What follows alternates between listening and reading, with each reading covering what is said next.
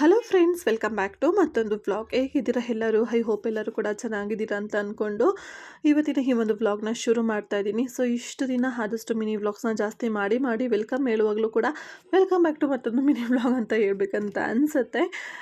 So but it's okay, ಇವತ್ತಿನ ವ್ಲಾಗ್ನ ಶುರು ಮಾಡೋಣ. ಸೊ ನಾನು ನಿಮ್ಗೆ ಹೇಳ್ದಾಗೆ ಹೊಸ ಮನೆ, ಹೊಸ ವಾತಾವರಣ, ಅಡ್ಜಸ್ಟ್ ಆಗೋಕ್ಕೆ ಇರಬಹುದು, ಹಾಗೆಯೇ ಸ್ವಲ್ಪ ಟೈಮ್ನ ಮನೇಲಿ ಸ್ಪೆಂಡ್ ಮಾಡೋಕ್ಕಿರಬಹುದು, ಅಥವಾ ನಾವಿನ್ನು ಈ ಮನೆಯಲ್ಲಿ ಕೆಲವೊಂದಷ್ಟು ಮನೆ ಐಟಮ್ಸ್ನ ಅರೇಂಜ್ ಮಾಡೋಕ್ಕೆ ಇದೇ ರೀತಿ ತುಂಬಾ ಟೈಮ್ ಹೋಗ್ತಾ ಇದೆ. ಸೊ ಆಲ್ಮೋಸ್ಟ್ 99% ಎಲ್ಲದೂ ಕೂಡ ಅರೇಂಜ್ ಆಯಿತು. ಇನ್ಮೇಲೆ ಆದಷ್ಟು ಕೂಡ ನಿಮಗೆ ರೂಟೀನಾಗಿ ವ್ಲಾಗ್ಸ್ಗಳನ್ನ ಶೇರ್ ಮಾಡಬೇಕು ಅಂತ ನಾನು ಕೂಡ ತುಂಬಾ ಪ್ರಿಪ್ರೇಷನ್ಸ್ ಆ್ಯಂಡ್ ಪ್ಲ್ಯಾನ್ಸ್ನ ಕೂಡ ಮಾಡ್ತಾ ಇದ್ದೀನಿ. ಸದ್ಯಕ್ಕೆ ನನಗೆ ಸ್ವಲ್ಪ ಎಕ್ಸಾಮ್ ಡ್ಯೂಟಿ ನಡೀತಾ ಇರೋದ್ರಿಂದ ಸ್ವಲ್ಪ ಬ್ಯುಸಿ ಇದೆ ಅಂತ ಹೇಳಿ, ಹಾಗಾಗಿ ಲಾಂಗ್ ವಿಡಿಯೋ ಏನೂ ಮಾಡೋಕ್ಕಾಗಿಲ್ಲ. ಕೆಲವೊಂದಷ್ಟು ಚಿಕ್ಕ ಪುಟ್ಟ ಕ್ಲಿಪ್ಸ್ಗಳನ್ನ ತೊಗೊಂಡಿದ್ದೆ ಅಲ್ವಾ, ಅದನ್ನ ನಿಮ್ಮ ಜೊತೆ ಶೇರ್ ಮಾಡ್ತಿದ್ದೀನಿ. ಈ ಒಂದು ಅಡುಗೆ ಮನೇಲಿ ಹೇಗೆಂದರೆ, ಇವಾಗ ಶಿಫ್ಟ್ ಆಗಿರೋಂಥ ಹೊಸ ಮನೇಲಿ ಬಂದುಬಿಟ್ಟು ಕಿಚನಲ್ಲಿ ಎಕ್ಸ್ಟ್ರಾ ಶೆಲ್ಫ್ಗಳೇನೂ ಇಲ್ಲ. ನಾವು ಇದು ನಾನ್ ಮಾಡ್ಯುಲರ್ ಕಿಚನ್ ಆಗಿರೋದ್ರಿಂದ ಎಕ್ಸ್ಟ್ರಾ ಶೆಲ್ಫ್ ಏನಾದ್ರು ಇದೆ, ನಾವು ಕಿಚನ್ ಐಟಮ್ಸ್ಗಳು ಲೈಕ್ ನಾವು ಅಡುಗೆ ಮನೆಗೆ ಏನು ಯೂಸ್ ಮಾಡ್ತೀವಿ ಅಲ್ವಾ, ಬಾಕ್ಸಸ್ಸು, ಕಂಟೈನರ್, ಅದನ್ನ ಏನಾದ್ರು ಇಟ್ಕೊಳ್ಳೋಕ್ಕೆ ಜಾಗ ಆಗ್ತಾಯಿತ್ತು. ಬಟ್ ಈ ಮನೇಲಿ ಆ ಥರ ಏನೂ ಫೆಸಿಲಿಟಿ ಇಲ್ಲ. ಹಾಗಾಗಿ ನಾವೇ ಒಂದು ಎಕ್ಸ್ಟ್ರಾ ಒಂದು ಸ್ಪೇಸ್ದು ಏನು ಬರುತ್ತೆ ಅಲ್ವಾ ಬಾಕ್ಸು, ಅದನ್ನ ತೊಗೊಂಡು ಬಂದಿದ್ವಿ. ಫಾರ್ ಎಕ್ಸಾಂಪಲ್, ಇವಾಗ ಮೀಶೋದಲ್ಲಿರಬಹುದು ಅಥವಾ ಆನ್ಲೈನಲ್ಲಿ ತುಂಬ ಜನ ಇವಾಗ ಟ್ರೆಂಡಿಂಗಲ್ಲಿ ಇರೋದೇನೆಂದರೆ, ಆ ಒಂದು ಉಡ್ದು ಏನು ಬರುತ್ತಲ್ವ, ಅದಕ್ಕೆ ಕಬೋರ್ಡ್ ಅಂತ ಹೇಳ್ತಾರೋ ಏನು ಹೇಳ್ತಾರೆ ಎಕ್ಸಾಕ್ಟಾಗಿ ಗೊತ್ತಿಲ್ಲ ನನಗೆ. ಸೊ ಅದು ಬಟ್ ನಾವು ವಿಚಾರಿಸಿದಾಗ ಹಸ್ಬೆಂಡ್ ಕೂಡ ಹೇಳಿದ್ದು, ನೋಡಿ ಬಿಡ್ತು ಸ್ವಲ್ಪ ಕಡಿಮೆ ಆಗುತ್ತೆ ಬಾಕ್ಸಸ್ ಇಡೋಕ್ಕೆ, ಅದು ಬೇಡ, ನಾರ್ಮಲ್ ಪಾತ್ರೆ ಅಂಗಡೀಲಿ ಕೇಳೋಣ ಸಿಗ್ಬೋದು, ಇವಾಗ ಪಾತ್ರೆ ಸ್ಟ್ಯಾಂಡ್ ಸಿಗುತ್ತಲ್ವ, ಆ ಥರ ಸ್ಟ್ಯಾಂಡನ್ನೇ ಸಿಗುತ್ತೆ ಬಾಕ್ಸಸ್ ಇಡೋಕ್ಕೆ, ಕೇಳೋಣ. ನಮಗೆ ಒಬ್ಬರು ಅಂಗಡಿಯವರು ಪರಿಚಯ ಇದ್ದರು. ಸೊ ಅವ್ರ ಹತ್ರ ಕೇಳಿದಾಗ ಅವರು ನಮಗೆ ಈ ಒಂದು ಸ್ಟ್ಯಾಂಡನ್ನು ತರಿಸಿ ಕೊಟ್ಟಿದ್ದರು. ಸೊ ಅದನ್ನ ನಾನು ಡ್ಯೂಟಿಯಿಂದ ಮುಗಿಸ್ಕೊಂಡು ಬರ್ತಾ ತೊಗೊಂಡು ಬಂದೆ. ನೋಡ್ತಾ ಇದ್ದೀರಲ್ವ, ಈ ಥರ ಇದೆ. ಅದನ್ನ ಇಲ್ಲಿ ಕಾರ್ನರ್ಗೆ ಫಿಟ್ ಮಾಡಬೇಕಂತ ಟ್ರೈ ಮಾಡ್ತಾಯಿದ್ದೆ. ಬಟ್ ಅದ್ರ ಪಕ್ಕ ನಾವು ಹರಡಿ ಒಂದು ತಟ್ಟೆ ಸ್ಟ್ಯಾಂಡನ್ನ ಹಾಕಿದ್ವಿ. ಅದು ಸ್ವಲ್ಪ 1.1% ಅಷ್ಟು ತಡಿತಾ ಇತ್ತು. ಸೊ ಹಾಗಾಗಿ ಹಸ್ಬೆಂಡು, ನಾನು ಬಂದು ಅದನ್ನ ಫಿಟ್ ಮಾಡಿಕೊಡ್ತೀನಿ ಬಿಡು, ಇವಾಗ ಸದ್ಯಕ್ಕೆ ಹಾಗೆ ಇಟ್ಟಿರು ಅಂತ ಹೇಳಿದರು ಅಂತ ಈ ಸೈಡ್ಗೆ ಇಟ್ಟಿದ್ದೆ. ಹೇಗೆ ಕಾಣಿಸುತ್ತೆ ನೋಡೋಣ ಅಂತ. ನಾವು ಹೆಣ್ಮಕ್ಳೇ ಹಂಗಲ್ವಾ, ಅಡುಗೆ ಮನೆಗೆ ಏನಾದ್ರು ತೊಗೊಂಡು ಬಂದರೆ ಅಥವಾ ಮನೆಗೆ ಏನಾದ್ರು ಒಂದು ಹೊಸ ವಸ್ತುನ ತೊಗೊಂಡು ಬಂದರೆ ಅದನ್ನು ಯೂಸ್ ಮಾಡೋವರೆಗೂ, ಹಾಗೆ ಅದು ಹೇಗೆ ಕಾಣಿಸುತ್ತೆ ಅಂತ ಇಟ್ಟು ನೋಡೋವರೆಗೂ ನಮಗೆ ಸಮಾಧಾನ ಇರೋದಿಲ್ಲ. ಅದರಲ್ಲೂ ಕಿಚನ್ ಅಂತ ಬಂದರೆ ಹೆಣ್ಮಕ್ಳು ಅದರಲ್ಲಂತೂ ಫಸ್ಟ್ ಅಂತಲೇ ಹೇಳ್ಬೋದು. ಏನಾದ್ರು ತಂದು ಹೊಸದಾಗಿ ಆರ್ಗನೈಸ್ ಮಾಡೋದಿರಬಹುದು, ಅಥವಾ ಕಂಟೈನರ್ಸ್ನ ಕ್ಲೀನ್ ಮಾಡೋದಿರ್ಬೋದು, ಮತ್ತು ಅಥವಾ ಅದರ ಪ್ಲೇಸಸ್ನ ಚೇಂಜ್ ಮಾಡೋದಿರ್ಬೋದು, ಆವಾಗ ಕಾಣುವಂತಹ ಹೊಸ ಲುಕ್ಕು ನಮ್ಮ ಒಂದು ಮೂಡನ್ನು ರಿಫ್ರೆಶ್ ಮಾಡುತ್ತೆ ಅಂತಲೇ ಹೇಳ್ಬೋದು. ನಿಮ್ಗೇನು ಅನಿಸುತ್ತೆ ಅಂತ ಹೇಳಿ ಕಮೆಂಟ್ ಸೆಕ್ಷನಲ್ಲಿ ಶೇರ್ ಮಾಡಿ, ಓಕೆನಾ. ಹಾಗೆಯೇ ಅದ್ರ ಮೇಲ್ಗಡೆ ಸ್ಟೀಲ್ ಅಲ್ವಾ, ಹಾಗೆಯೇ ಇಡೋದು ಬೇಡ ಅಂತ ಹೇಳಿ ಸ್ವಲ್ಪ ವೇಸ್ಟ್ ನ್ಯೂಸ್ ಪೇಪರ್ ಇತ್ತು ಎಕ್ಸ್ಟ್ರಾ, ಅದನ್ನು ನಾನಿಲ್ಲಿ ಹಾಕಿ ಅದ್ರ ಮೇಲ್ಗಡೆ ಕಂಟೈನರ್ ಎಲ್ಲನೂ ಕೂಡ ಇಡೋಣ ಅಂತ ಅಂದ್ಬಿಟ್ಟು ಬಾಕ್ಸಸ್ನಲ್ಲಿ ಇಡೋಕ್ಕೆ ಅಂತ ಹೇಳಿ ರೆಡಿ ಮಾಡ್ಕೊಂಡಿದ್ದಾಯಿತು. ಇವಾಗ ಜಸ್ಟ್ ಹಾಗೆಯೇ ಇಟ್ಟು ನೋಡ್ತಾ ಇದ್ದೀನಿ ಹೇಗೆ ಕಾಣಿಸ್ಬಹುದು ಅಂತ ಹೇಳಿ. ಈವನ್ ಮೀಶೋದಲ್ಲಿ ಚಿಕ್ಕದು ಬಾಕ್ಸಸ್ ಬರುತ್ತೆ ಅಲ್ವಾ ಕಿಚನ್ಗೆ, ಈ ಥರ ಎಲ್ಲನೂ ಫಿಲ್ ಮಾಡಿ ಇಟ್ಕೊಳ್ಳೋಕೆ ಗ್ರೋಸರೀಸ್ನ, ಆ ಥರ ತಗೊಳ್ಳೋಣ ಅಂತ ಅಂದ್ಕೊಂಡೆ. ಇದು ಒಂದು ಊರಿಗೆ ತೊಗೊಂಡ್ಬಂದಿದ್ದು ಬಾಕ್ಸು, ಏನೋ ತುಪ್ಪ ಏನೋ ತೊಗೊಂಡು ಬಂದಿದ್ವಿ. ಅದನ್ನ ಇಲ್ಲಿಟ್ಟು ನೋಡಿದೆ, ಬಟ್ ಅದು ಸೈಜ್ ಆಗ್ತಾನೆ ಇರಲಿಲ್ಲ. ಅವಾಗ ಅಂದ್ಕೊಂಡೆ ಹಬ್ಬ ಸದ್ಯ ತೊಗೊಳ್ದೇ ಇರೋದೇ ಒಳ್ಳೆಯದಾಯಿತು. ತೊಗೊಂಡಿದ್ದೇನಾದ್ರು ಮತ್ತೆ ಇವಾಗ ಸ್ಟ್ಯಾಂಡೆಲ್ಲ ಇಡುವಾಗ ಪ್ರಾಬ್ಲಮ್ ಆಗ್ತಿತ್ತು, ಮತ್ತೆ ಬಾಕ್ಸ್ನ ಚೇಂಜ್ ಮಾಡಿದರೆ ಮನೇಲಿ ಸರಿಯಾಗಿ ಬೈಸ್ಕೋಬೇಕಿತ್ತು ಅಂತ ಅಂದ್ಕೊಂಡು ಸುಮ್ಮನೆ ಅದೇ. ಸೊ ಹೀಗೇ ಸದ್ಯದ ಒಂದು ರೂಟೀನ್ ನಡೀತಾ ಇದೆ. ಸೊ ಕಿಚನ್ ಅಂತೂ ಆಲ್ಮೋಸ್ಟ್ 99.9% ಎಲ್ಲನೂ ಕೂಡ ಆರ್ಗನೈಸ್ ಮಾಡಿ ಆಗಿದೆ. ಬೇರೆ ಏನೂ ಕೆಲಸ ಇಲ್ಲ.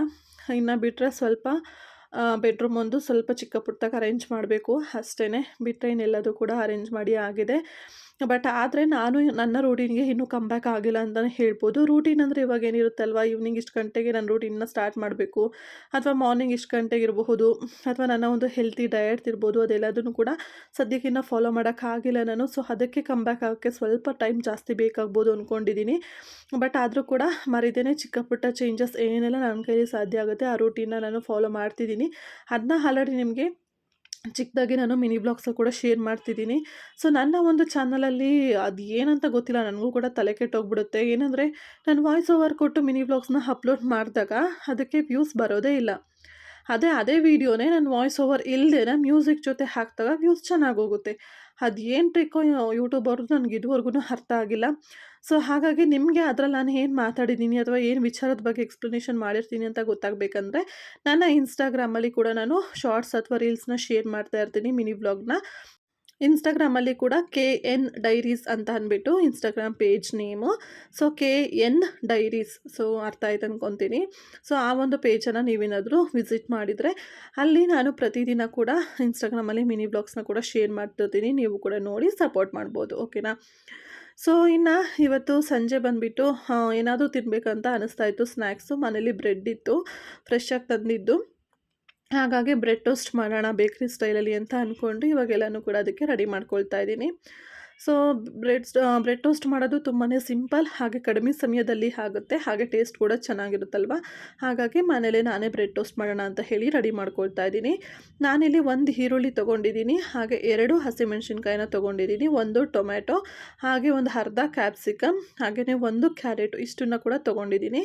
ಇದೆಲ್ಲದನ್ನು ಕೂಡ ಚಿಕ್ಕ ಚಿಕ್ಕದಾಗಿ ಹೆಚ್ಚಿಟ್ಕೋಬೇಕು. ಹಸಿಮೆಣಸಿನ್ಕಾಯಿ 2 ಹಾಕ್ತಾಯಿದ್ದೀನಿ. ನೀವು ಏನಾದ್ರು ಖಾರದ ಪುಡಿ ಹಾಕಲ್ಲ ಅಂದರೆ ಹಸಿಮೆಣಸಿನ್ಕಾಯಿ ನಿಮ್ಗೆ ಎಷ್ಟು ಬೇಕು ಖಾರಕ್ಕೆ ಅಷ್ಟು ನೋಡಿ ಹಾಕ್ಬೋದು. ಏನಾದ್ರು ಮಕ್ಳಿಗೆ ಕೊಡ್ತಾ ಇದ್ದೀರಾ ಅಂದರೆ ಹಸಿಮೆಣಸಿನ್ಕಾಯಿನ ಹಾಕಬೇಡಿ, ಖಾರದ ಪುಡಿನೇ ಸ್ವಲ್ಪ ಹಾಕಿ ಮಾಡಿದರೆ ಸಾಕಾಗುತ್ತೆ. ನಂತರ ನಾನಿಲ್ಲಿ ಎಲ್ಲ ಬೇಕಾಗಿರುವಂತಹ ತರಕಾರಿಗಳೆಲ್ಲನೂ ಕೂಡ ಹೆಚ್ಚಿಬಿಟ್ಟಿಟ್ಕೊಳ್ತಾ ಇದ್ದೀನಿ. ಹಾಗೆ ಕ್ಯಾರೆಟ್ನ ಕೂಡ ತುರಿದಿಡ್ತಾ ಇದ್ದೀನಿ. ನಂತರ ಕ್ಯಾಪ್ಸಿಕಮು, ಒಂದು ಅರ್ಧ ಕ್ಯಾಪ್ಸಿಕಮ್ನ ಕೂಡ ಹೆಚ್ಚಿ ಇಟ್ಕೊಂಡಿದ್ದೀನಿ. ಸೊ ಇದಿಷ್ಟನ್ನು ಫಸ್ಟ್ ನೀವು ಹೆಚ್ಚಿಟ್ಕೊಂಡ್ಬಿಟ್ರೆ ಇದೇನು ಹೆಚ್ಚೋದೇನು ತುಂಬ ಟೈಮ್ ಜಾಸ್ತಿ ಕೂಡ ಬೇಕಾಗಲ್ಲ, ಬೇಗ ಬೇಗ ಹೆಚ್ಚಿಟ್ಕೋಬೋದು ಅಲ್ವಾ. ಸೊ ಹಾಗೆಯೇ ನಾನು ನಂತರ ಇಲ್ಲಿ ಹೇಗೆ ಮಾಡ್ಬೋದು ಟೋಸ್ಟನ್ನ ಅಂತ ನಿಮ್ಮ ಜೊತೆ ಕೂಡ ರೆಸಿಪಿನ ಶೇರ್ ಮಾಡ್ತಿದ್ದೀನಿ. ಮೊದಲಿಗೆ ಸ್ಟವ್ ಆನ್ ಮಾಡಿಬಿಟ್ಟು ನಾನಿಲ್ಲಿ ಒಂದು ಬಾಣಲೆನ ಇಟ್ಕೊಂಡಿದ್ದೀನಿ, ಒಂದು ಪ್ಯಾನ್ನ. ಅದಕ್ಕೆ ನಾನು 1.5 ಟೇಬಲ್ ಸ್ಪೂನಷ್ಟು ಆಯಿಲ್ನ ಹಾಕ್ಕೊಂಡಿದ್ದೀನಿ. ಆಯಿಲ್ ಸ್ವಲ್ಪ ಬಿಸಿ ಆದಮೇಲೆ ಅದಕ್ಕೆ ಸಾಸಿವೆ ಹಾಗೆ ಜೀರಿಗೆನ ಒಗ್ಗರಣೆಗೆ ಹಾಕ್ಕೊಂಡಿದ್ದೀನಿ. ಅದಾಗಿದ ನಂತರ ಹೆಚ್ಚಿಟ್ಕೊಂಡಂತಹ 2 ಹಸಿಮೆಣಸಿನ್ಕಾಯಿನ ಹಾಕಿಬಿಟ್ಟು ಎಣ್ಣೆಯಲ್ಲಿ ಚೆನ್ನಾಗಿ ಫ್ರೈ ಮಾಡಿಕೊಂಡೆ. ಅದಾಗಿದ ನಂತರ ಕ್ಯಾಪ್ಸಿಕಮ್ನ ಹಾಕಿದ್ದೀನಿ. ಕ್ಯಾಪ್ಸಿಕಮ್ ಕೂಡ ಒಂದು ಅರ್ಧ ಫ್ರೈ ಆಗಬೇಕು. ಅದಾದ ನಂತರ ಈರುಳ್ಳಿ ಹಾಕ್ಕೊಳ್ಳಿ. ಈರುಳ್ಳಿನ ಕೂಡ ಹಾಕಿ ಚೆನ್ನಾಗಿ ಫ್ರೈ ಮಾಡ್ಬೋದು. ನನ್ನ ಜೊತೆಗೆ ಕ್ಯಾರೆಟ್ ಕೂಡ ಹಾಕ್ತೀನಿ, ಬೇಗ ಒಟ್ಟಿಗೆ ಆಗಿಬಿಡುತ್ತೆ ಅಂತ ಹೇಳಿ. ಅದಾಗಿದ ನಂತರ ನಾನು ಸ್ವಲ್ಪ ಉಪ್ಪನ್ನು ಹಾಕ್ಕೊಂಡೆ, ಇನ್ನು ಸ್ವಲ್ಪ ಬೇಗ ಬೇಯ್ದುಕೊಳ್ಳುತ್ತೆ ಉಪ್ಪಾಗಿದ್ರೆ ಅಂತ ಹೇಳಿ. ನಂತರ ಟೊಮೆಟೊನೂ ಹಾಕಿಬಿಟ್ಟು ಚೆನ್ನಾಗಿ ಎಲ್ಲ ತರಕಾರಿಗಳನ್ನ ಹಾಕಿದ್ದೀವಿ ಅಲ್ಲ, ಒಂದು 2 ನಿಮಿಷ ಚೆನ್ನಾಗಿ ಫ್ರೈ ಮಾಡ್ಕೊಳ್ಳಿ. ಫ್ರೈ ಮಾಡೋ ಈ ಟೈಮಲ್ಲೇ ಟೇಸ್ಟಿಗೆ ಎಷ್ಟು ಬೇಕೋ ಅಷ್ಟು ಉಪ್ಪನ್ನು ಹಾಕ್ಕೊಂಬಿಡಿ, ಆವಾಗ ಬೇಗ ಕೂಡ ಬೇಯುತ್ತೆ ತರಕಾರಿ ಎಲ್ಲನೂ ಕೂಡ. ನಂತರ ಇವಾಗ ಒಂದು ಅರ್ಧ ತರಕಾರಿ ಎಲ್ಲ ಬೆಂದಿದೆ ಅಂತ ಅನ್ನುವಾಗ ನೀವು ಇದಕ್ಕೆ ಮಸಾಲೆ ಹಾಕೋಬೋದು. ಮಸಾಲೆ ಏನಿಲ್ಲ, ಅಚ್ಕಾರದ ಪುಡಿ, ಗರಂ ಮಸಾಲ, ಅರಿಶಿನ ಪುಡಿ ಇಷ್ಟನ್ನು ಕೂಡ ಹಾಕಿ ಚೆನ್ನಾಗಿ ಮಿಕ್ಸ್ ಮಾಡಿಕೊಂಡು ಲಾಸ್ಟಲ್ಲಿ ಕೊತ್ತಂಬರಿ ಸೊಪ್ಪನ್ನ ಹಾಕಿ ಚೆನ್ನಾಗಿ ಎಣ್ಣೆಯಲ್ಲಿ ಒಂದು ಸಲ ಫ್ರೈ ಮಾಡಿ ನಂತರ ಅದನ್ನ ಆಫ್ ಮಾಡಿದರೆ ಗೊಜ್ಜು ಥರ ಅದು ರೆಡಿ ಆಗಿಬಿಟ್ಟಿರುತ್ತೆ. ಅದನ್ನ ಸೈಡಿಗೆ ಎತ್ತಿಟ್ಟಿದ್ದೀನಿ. ನಂತರ ನಾನಿಲ್ಲಿ ಬ್ರೆಡ್ಡನ್ನು ಟೋಸ್ಟ್ ಮಾಡ್ತಾಯಿದ್ದೀನಿ. ಬ್ರೆಡ್ನ ಟೋಸ್ಟ್ ಮಾಡೋದಕ್ಕೆ ಬೆಣ್ಣೆ ಇರಲಿಲ್ಲ ಮನೇಲಿ, ತುಪ್ಪ ಇತ್ತು, ಹಾಗಾಗಿ ತುಪ್ಪದಲ್ಲೇ ಟೋಸ್ಟ್ ಮಾಡ್ತಾಯಿದ್ದೀನಿ. ಏನು ತೊಂದರೆ ಇಲ್ಲ, ಬೆಣ್ಣೆ ಬೇಕು ಅಂತಲೇ ಏನಿಲ್ಲ, ಬೆಣ್ಣೆ ಇದ್ದರೆ ಬೆಣ್ಣೆಲಿ ಮಾಡ್ಕೊಳ್ಳಿ, ಇಲ್ಲಾಂದರೆ ತುಪ್ಪದಲ್ಲಿ ಮಾಡಬಹುದು. ಸೊ ಈ ಥರ ಎರಡೂ ಕಡೆ ಕೂಡ ಚೆನ್ನಾಗಿ ಬ್ರೆಡ್ಡನ್ನು ಟೋಸ್ಟ್ ಮಾಡ್ಕೊಳ್ತೀನಿ. ಬ್ರೆಡ್ಡನ್ನು ನೀವು ಎಷ್ಟು ಚೆನ್ನಾಗಿ ಟೋಸ್ಟ್ ಮಾಡ್ತೀರೋ ಅಷ್ಟು ಚೆನ್ನಾಗಿ ಟೇಸ್ಟಿಯಾಗಿ ಬರುತ್ತೆ ರೆಸಿಪಿ ಅಂತಲೇ ಹೇಳ್ಬೋದು. ಇವಾಗ ಟೋಸ್ಟ್ ಮಾಡಿ ಇಟ್ಕೊಂಡಿರುವಂತಹ ಬ್ರೆಡ್ ಮೇಲ್ಗಡೆ ನೀವು ಆವಾಗಲೇ ಏನು ಮಾಡಿ ಇಟ್ಕೊಂಡಿದ್ವಲ್ಲ ಗೊಜ್ಜು ಟೈಪು, ಸೊ ಅದನ್ನು ಹಾಕಿ ಚೆನ್ನಾಗಿ ಸ್ಪ್ರೆಡ್ ಮಾಡಿಕೊಂಡ್ರೆ ಬ್ರೆಡ್ ಟೋಸ್ಟ್ ತುಂಬಾ ಈಸಿ, ಕ್ವಿಕ್ಕಾಗಿ ಹಾಗೆ ಅಷ್ಟೇ ಟೇಸ್ಟಿಯಾಗಿ ರೆಡಿಯಾಗೋಯಿತು. ನೋಡ್ತಾ ಇರಬಹುದು ನೀವು. ಸೊ ನಾನಿಲ್ಲಿ 4 ಬ್ರೆಡ್ ಸ್ಲೈಸಸ್ನ ಮಾಡಿಟ್ಕೊಂಡಿದ್ದೀನಿ. ಸೊ ಸಖತ್ತಾಗಿತ್ತು ನೋಡೋಕ್ಕೆ, ನಿಮಗೆ ಎಷ್ಟು ಚೆನ್ನಾಗಿ ಕಾಣಿಸ್ತಾ ಇದೆಯೋ, ಎಷ್ಟು ಚೆನ್ನಾಗಿ ಅನಿಸ್ತಾ ಇದೆಯೋ, ಸೊ ತಿಂದಾಗ ಟೇಸ್ಟ್ ಕೂಡ ಅಷ್ಟೇ ಸೂಪರಾಗಿತ್ತು. ಸೊ ಬೇಕ್ರಿಲಿ ಹೋಗಿ ಅವ್ರು ಹೇಗೆ ಮಾಡಿರ್ತಾರೋ ಏನೋ ನಮಗೆ ಗೊತ್ತಿರೋದಿಲ್ಲ. ಸೊ ಅದನ್ನ ತಿಂದು ಸುಮ್ಮನೆ ಆರೋಗ್ಯ ಹಾಳು ಮಾಡ್ಕೊಳ್ಳೋದ್ರ ಬದಲು ಒಂದು 10 ನಿಮಿಷದಲ್ಲೇ 10ರಿಂದ 5 ನಿಮಿಷದಲ್ಲಿ ಮನೇಲಿ ಆರಾಮಾಗಿ ಮಾಡ್ಕೋಬೋದು. ಖಂಡಿತ ಟ್ರೈ ಮಾಡಿ, ಹೇಗಿತ್ತು ಅಂತ ಕಮೆಂಟ್ ಸೆಕ್ಷನಲ್ಲಿ ಶೇರ್ ಮಾಡೋದನ್ನು ಮರಿಬೇಡಿ. Thank you.